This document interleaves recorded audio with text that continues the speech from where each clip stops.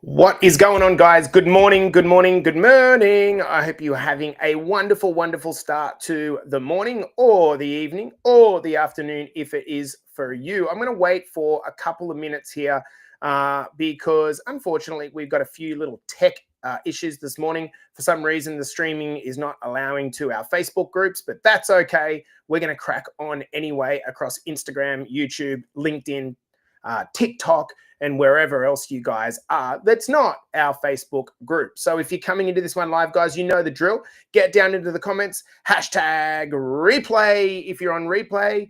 If you're live and you're watching, come along in. Again, I am very sorry for the tech dramas there this morning. Sometimes it just happens and we can't do any freaking thing about it. So we are going to start this one in 2 minutes, guys. We're going to be talking about, I think it's a really interesting topic, and I want to give you a frame of which to look at transformation in. I think this really might help a lot of people just with the mindset component of this. Good morning, Ash. I hope you're well, buddy. Having a beautiful start to your morning. If you're coming into this one live, guys, make sure you hashtag or you say hi in the comments so we know you're here. And other than that, we are going to be starting this up in 1 minute. We're going to be talking about modern life and what is it about the way that our life is structured that's causing us to gain weight in such drastic terms. Okay, I really do think this is going to help, and maybe one of those podcasts that we reflect back on a lot. So I'm going to bring in our Instagram crowd here, and then we're going to kick off in 30 seconds, guys, and we are good to go. So again, apologies if you're coming into this one on my personal profile. We just had a bit of a tech glitch there this morning, and I'm not really sure why it actually happened. Facebook has like these really weird restrictions on allowing things to go out to multiple stream services. So anyway, I'm going to kickstart this off. Let's go on the count of 5, 4, 3, 2, and 1. Welcome back to the Better Body Academy podcast. This is the podcast that you come to when you are sick of the dumb diets and unsustainable workout programs. We're already nearing 2/3 of the month through the first month of the year. And so a lot of people have set super big goals, and I'd be interested in knowing in the comments if you've been able to follow through on those goals. I think a lot of people, we're setting goals when we're at our most motivated state, right? Don't you agree? It's like when we're absolutely fucked off with 2024, get in my past. Here's a fresh start in 2025. I'm ready to go. And so have you actually stuck to it? I'm pretty interested in this. What I'm going to be talking about in this episode is why most of the world is overweight, okay, and what to actually do about it. We are living in direct opposition to how we were designed to live. So let's get stuck into the episode. The purpose of this is to explore how modern lifestyles clash with how we are actually designed to work as humans. Now, my proposal to you in this episode is if you embrace a little bit your natural instincts on how to go about living a little bit healthier, weight management will become so much simpler for you. Getting to the body that you'd like to get to will become so much simpler for you. I'm going to give you a very, very simple framework in this episode for living healthier and feeling better. And what I'm going to do is give it to you in what I call a top-down approach. Let me know if you feel like the idea of getting healthy seems more complicated than it's ever fucking been. Like, I don't know about you guys, but to me, it just seems like really difficult. It's because we've got this bottoms-up approach. I've got to do this. And if I do all of these things perfectly, I'll eventually get to where I want to get in life.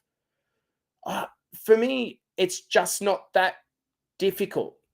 If we have a top-down approach where we get a couple of things right, we get our mindset right, we have a framework for living, and let that permeate everything that happens in our life. Does this make sense? So the difference is the people that are trying to rush around and do every little thing perfectly, they don't get anywhere. But if we can instead get the mindset right and the framework for living right, we let that trickle down. So let's talk about the framework. It is this: modern life opposes our natural design as a human. Humans are designed to live a certain way. It's the opposite of how we're currently living.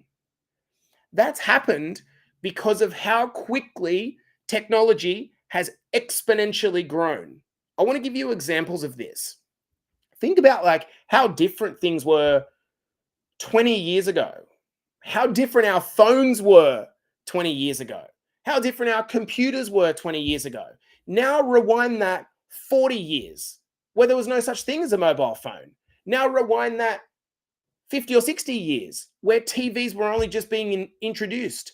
And rewind that 100 years and there was no such thing as fucking electricity. And so it's all happened so quickly.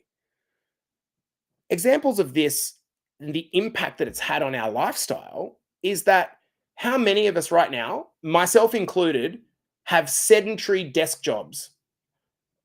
All of us, right? Probably, I would say 70% of the population, sedentary desk jobs versus constantly walking and physical activity and manual labor. What about our food intake? We've gone from whole natural foods to processed convenience foods. What about our light exposure? We've gone from spending time outdoors in natural light with our families because why would I be indoors? There's fucking nothing to do indoors. To artificial light exposure indoors, playing computer games, playing on our phones, our iPads, watching Netflix. We've gone from sleeping according to the sun's rhythm, right? Or what we call circadian rhythms of light and dark, to these irregular, overstimulated sleep cycles, right? Where sometimes we stay up till midnight and then some of us are on shift work and we'll wake up at 2 and we'll get up at 4. And it's just all over the place. And then think about the difference between the exposure that we get in our environment. Now, if it gets too cold, we've got the ability to make it uncold very quickly. If it gets too hot, ability to make it unhot very quickly. When we didn't have those abilities to change our exposure to things like heat and physical work, we had to adapt to what was the circumstances of the time, right? Now, of course, I'm not saying here that there's no benefit to technology. Like being able to come and talk to you is straight up technology. But what I want to give you is people are still confused about the best way to get healthy. They're just so confused. I want to just give you a simple framework for it, and it is this. Ask yourself, how am I as a human meant to be living? How am I, if I was adopting a natural lifestyle, what should that look like? For example, movement, right? Humans evolved to walk 10 to 15,000 steps a day. And what would we be doing? We'd be hunting and foraging or exploring. Now, am I going out as a 42-year-old guy and hunting for my food? No, I'm fucking not. And I'm not suggesting we should be doing that, but we should be looking and saying, well, if I'm doing 1,500 steps a day and the average of a human 200 years ago was 10 to 15,000 steps, I'm doing 10 to 15% of what a normal human did 100 years ago, right? That is a huge difference. Yet I could sit at a desk myself for 12, 14 hours a day and not move. So this isn't just me talking to you, this is me as well. Let's talk about strength, right? So many of you guys say things like, I don't want muscle and I don't want to get bulky. Like the common comment for our ladies is like, I don't want to get bulky. Think of the way that we lived 50 to 100 years ago. We were carrying heavy loads. We were climbing. We had functional strength, which was essential for survival. We had to do manual labor, and that manual labor involved doing things like squats and deadlifts, But now people look at squats and deadlifts, primal moves, and say, oh, I can't do that. I've got a slip disc. Dude, you got a fucking slip disc because you're not doing that. You see the difference? I'm not being critical. You think that if you do squats and deadlifts, you'll get injured. Actually, it's the opposite. You will get injured if you don't do these things and then you go out and do something which is out of routine in the world, like picking up your kid because they're crying out of a cot, and all of a sudden you've just done a stiff leg deadlift and pinched your back. Does this make sense? You see these fitness influencers on Instagram and Facebook and TikTok, and they're doing these fucking moves, right? Like little hip swings and shit like this, that people look at it and go, wow, she's got a good body. He's got a good body. That must be something I'm meant to do. It's not. It's not what you're meant to do at all. That doesn't do anything. You should be doing the things that are representative of functional movement patterns like deadlifts, like squats, like overhead press and bench press, because that's what's going to prepare you for life better. Let's talk about our nutrition. Just before this podcast, I got onto Google and I just wrote into Google, how many calories are in a 14-inch pepperoni pizza? Anyone got a guess? Come on, you guys on Instagram. What you got to guess? How many calories are in a 14-inch pepperoni pizza? 3,500 calories. I love pizza, but 3,500 calories? Do you know a bottle of Coke has 800 calories? A 2-liter bottle of Coke has 800 calories. So for those of you that are on a calorie deficit plan and you're trying to eat in the zone of 1,800 to 2,000 calories, you eat half a pizza. That's your entire day's calorie intake done. In fact, twofold. We don't have, as humans, the ability to offset that amount of calories. So if you think of healthy eating from a framework, would a person 100 years ago, 200 years ago be able to just have access to a 3,500 calorie meal? No, not unless it was a really fatty animal to which they'd be sitting down, eating a bunch of it, feasting, and then fasting until the next time that they could kill an animal. Which brings up another point around mealtime. So many of us think that when we are hungry, that is like so bad, like I'm fucking hungry. Like being hungry is a natural part of living as much as being full is. If you think about this from an evolutionary frame, our hormones, our hunger hormones, have been completely overridden by what are called hyperpalatable foods. What are hyperpalatable foods? Hyperpalatable foods are foods that are architected through millions of dollars worth of testing to taste perfect to the consumer. Have you ever thought about something like a Dorito, and you eat the Dorito and it tastes perfect? You just can't stop. There's the sound, there's the texture, there's the taste, there's the mouthfeel.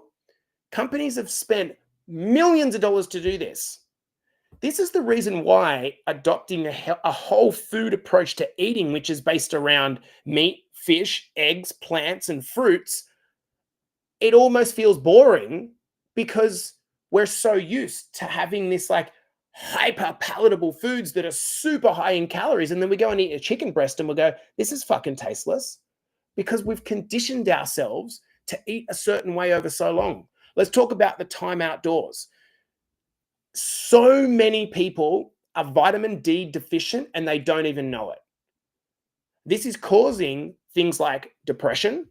This is causing broken bones, osteoporosis. And you know how it is solved? Just getting out in the sun for 10 to 15 minutes a day. But because we're inside, we're so closed off from that natural intake of vitamin D that we're not getting it, and we're suffering the health consequences as a consequence of that. What about our sleep cycles? before I'm not suggesting for a moment that we should stop using electricity. I'm not a greenie. I'm nothing like that. I'm talking about a framework for thinking about this. If you're if you're sitting in your bed and you have access to all these electronic devices, like yeah, like I do the same thing sometimes. And the thing is, like that's not part of a natural cycle of being able to do that. I mean, for me, I'm going to put my hand up and say I'm a little bit hypocritical here, but I don't have any sleep problems either. I don't have any weight problems. If you've got sleep, weight, stress, anxiety issues, and you're sitting in your bed and wondering why you can't get to sleep, but you're playing with your phone for an hour before you go, like that there is the cause of the problem.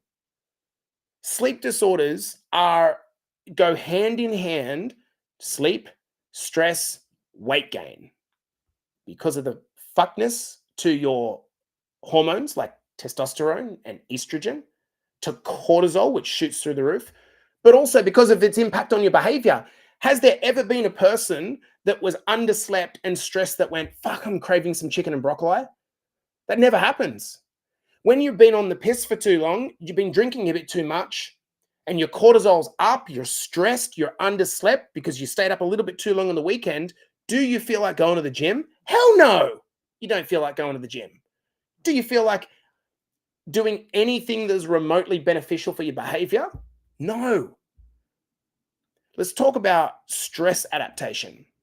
Remember I said that, we were exposed to heat and cold. This is why things like saunas and cold plunges are becoming trendy and in vogue, right?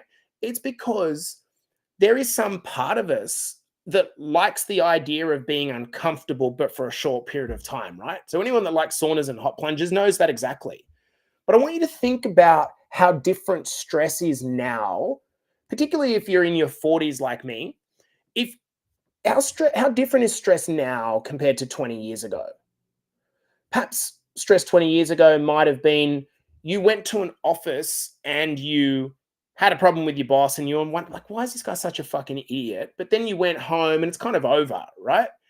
But now you've got the emails and the chat and it's all coming through to your phone. And so what we used to do is feel stressful and then go and run, right? Or we'd have a tiger chase us and we'd fucking sprint and we'd either die or we would go and sleep after that because the threat had been evaded. But now we're open our phones and we sit there and we scroll and we don't have a body like him or an ass like her, right? We don't look anything remotely like our Instagram feed. And so we think, fuck that shit. And then we open our phone and we see 100 emails and then we think, fuck that shit. And then we turn on the fucking TV. Death, death, death, death, death, sport, feel good story. Like, we're just plagued. That is not how humans were designed. So I've gone through movement, stress, time outdoors, nutrition, sleep cycles. If you think of this from an evolutionary perspective, if you're really confused about health, if you're really confused why you feel so anxious all the time, ask yourself, are you living like a human was designed to live? Or are you living like some fucking enigma that operates like high calorie foods, no movement, don't do any strength training, super stressed from work, shifts all over the place, like no sunlight? That's the reason why you feel so terrible and why we're gaining weight. This this framework makes health simple. It's not complicated or restrictive. It's in alignment with weight management. Walking frequently, it burns calories and reduces your stress. Eating whole foods helps you to not eat over processed foods because you're so full, right? Highlighting this means that you don't need to be dependent on sleep loss tablets. Instead, your hunger and storage hormones are regulated so you can actually get some sleep. This is freedom, guys. No gimmicks. There's no hack. There's no like thing here that it's like, this will fix everything. It's having the mindset of adopting a lifestyle which is actually in alignment with how a human is meant to. Now, people look for evidence through scientific studies because they think about science and they go, well, that proves it. I think of it from an evolutionary perspective. People ask me all the time, is fasting good? Is fasting good? Well, I have mixed opinions about fasting. Yes, it helps you to control calories, for sure, which is great, but it also leads to some bingy behaviors and you fall short of your protein intake. But the real answer to this is, if you think of it from an evolutionary perspective, is fasting good? Don't worry about it being good. Is it normal? Would fasting be normal? Yeah, it would be normal. We're not meant to have a fridge full of food all the time, every time, and be able to basically walk there to get it. That's not meant to be how humans were designed. So, from an evolutionary perspective, doing some fasting definitely makes sense. Are we meant to have a super carbohydrate rich diet? Not really, because if you think about that from an evolutionary, fuck the science for a second. Just look at it from an evolutionary perspective. Were humans designed, did humans 200, 300 years ago have the ability to just go and get a pizza or make a bunch of pasta? Or was the option, fuck, I got to kill that pig? If I don't kill that pig, I don't get my protein. I don't eat. Holy shit, I've got to run after the pig. Holy shit, I've got to pick the pig up and put it on my shoulder and then carry it back. Again, I'm not advocating that you need to go and start hunting. I'm saying from a framework position, does it make sense that you would gravitate towards a high protein diet? Yes, it does. Does it make sense that you would have all of these processed foods? No, it doesn't. It doesn't make any evolutionary sense. And that's why humans are fat. We could go into deeper details, like, for example, physical touch and community. If you are embedded in Better Body Academy and one of our 400 clients, and for those of you on Instagram that aren't watching this, that aren't in our academy, you won't know what it feels like to be part of a community. We are devoid of community because we live in isolation, dealing with our own shit in screen-heavy lives. But all of a sudden, when you come into a community, you feel connected to something that's a little bit bigger than just you as an entity, right? So what ends up happening is your mental health improves because you feel like you're belonging to something that's more than just you and the four walls that you live within, and that impacts your physical and mental health. What about play and downtime? How many of us just like do shit we like? Just like go and enjoy some time in the sun at the beach. We're so caught in living in a technological age that we've forgotten about just the joy of fucking sitting on a beach, soaking up some vitamin D. From an evolutionary perspective, it's completely healthy. What about things like the pace at which we eat versus mindful eating? We sit there with the TV on in the background, chewing our food down and we don't talk to each other. So not only is that an issue from a community bonding perspective, but in addition to that, we're jamming our food down so fucking quickly that the receptors in our stomach don't get time to send back to the brain, hey, Jeff, Janine, you're full. Stop eating. Because we're jamming it down so quickly that feedback loop doesn't happen.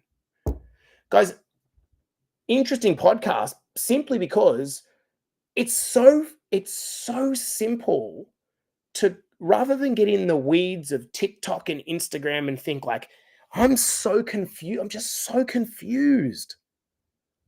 If we step back and ask ourselves, okay, well, from an evolutionary perspective, let's pretend I was living 200 years ago. Would it make sense to go without some food sometimes? Yeah. And then feast at other times? Hell yeah. Would it make sense to lift heavy things? Would it make sense to go for a walk? Do I need to be sprinting and doing all this long form cardio? Was that something that people did? No. They walked for 8 miles. They didn't run for 8 miles and then complain about their weight. To sort of dot point out the framework, to align with natural living, here is what you'd do. You'd walk every day for 8 to 10,000 steps a day. You'd prioritize strength training. That would be the number one thing. Aside from walking, strength training. Compromising of compound movements that are functional, deadlifts, squats, overhead press, the like. You would prioritize meat, fish, eggs, plants, and you would minimize the processed foods. You would get outside every single day for 10 to 20 minutes. You would have a consistent sleep schedule that doesn't change too much on the weekends. You would spend some time with the people that you actually like and fuck off the people that you don't. You would find a community and you would have a lifestyle approach to your weight management with no need for these fucking extremes like carnivore and keto, and it's just not necessary. Hopefully this just gives you a little bit of food for thought, guys, because I personally think that our job as an academy, Better Body Academy, is to try to simplify things for you a little bit, to try to demystify things for you a little bit. Right now, the fitness industry has become so information rich and opinions over the top of each other, and hand up, I'm part of that. But at the same account, if you want some free advice, it's like literally it's way fucking simpler than you mean. It's way simpler. I know that if I sit at this desk for 10 hours, within a week, I'll get some mental health problems. I'll be depressed. So what do? I set myself up to be proactive about that and make sure that I go and step. I go and lift heavy things a few times a week. I eat the right way. Because if I don't, I become the way of everyone else. And that's the reason why the entire world is overweight. Guys, this has been the Better Body Academy podcast. Thought-provoking one this morning. Once again, to everyone who came over from our Facebook client groups, I'm sorry. I will share this live, and I'll see you guys in the next episode. All right, team. Podcast done. Good morning, everyone. And hey, Jules. Hey, Ash. Hey, Joss. Hey, Sarah. Hey, Nikki. Deb's here as well. Dino's here. Hey, Xanth. Yeah, sorry, guys. For some reason, my streaming service wouldn't send it across to our Facebook group. So I had to just do it on my profile this morning. But, I mean, it makes sense, right? So just like podcast done, think about this, maybe over the next couple of days is, am I living a life that's like this kind of like, I don't know how to even say it, like almost like robotic artificial life? That's never going to work. And your mental health is going to be a struggle constantly. You're really going to be battling weight management issues your entire life if you don't start to look back to the framework of what healthy living actually looks like. So rather than trying to get on a diet and lose weight by the end of next week, the frame reset should be, okay, how do I just start living a bit better? If that's the start point, the whole journey becomes not only easier, more simple, but so much more successful because you don't have these short-term metrics of needing to lose weight by next week. You're playing a long-term game that sets you up for the next 50 years. Team, I'm going to love you and leave you. Peace out. Have a beautiful morning, evening, or afternoon. Chat soon. See you guys.